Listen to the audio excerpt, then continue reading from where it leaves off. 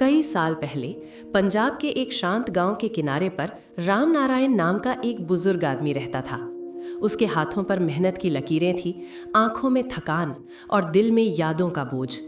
जवानी में उसने अपनी पत्नी के साथ जमीन जोती, खेतों में फसल उगाई और एक छोटा सा घर बनाया, ईंट ईंट पर उम्मीद रखकर।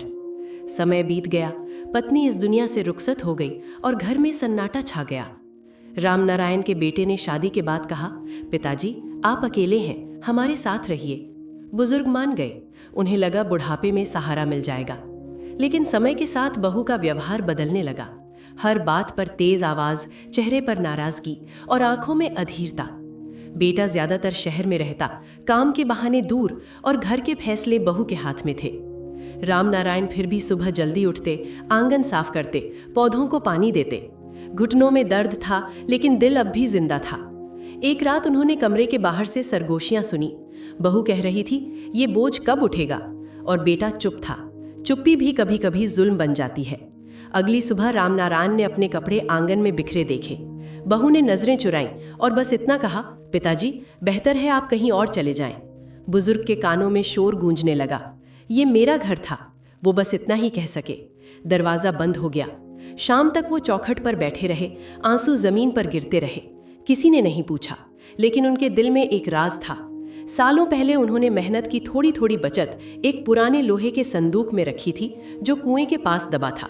रात के अंधेरे में वो वहां गए। हाथ कांप रहे थे, लेकिन इरादा मजबूत था।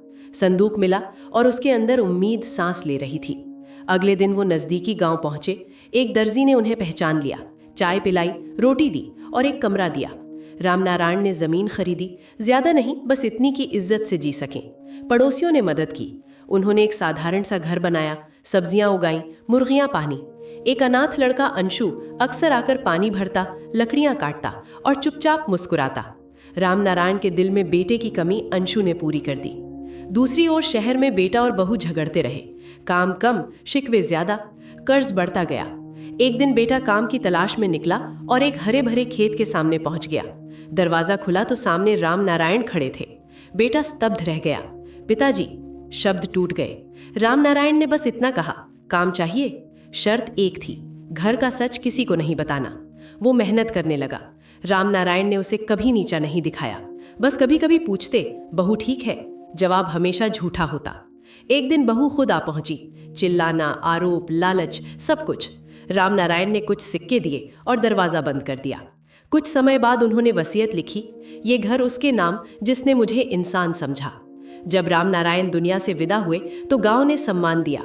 बेटा और बहू आए, लेकिन सच सुनकर शर्मिंदा लौट गए। अंशु ने दीप जलाया और राम नारायण की मेहनत रोशनी बन गई।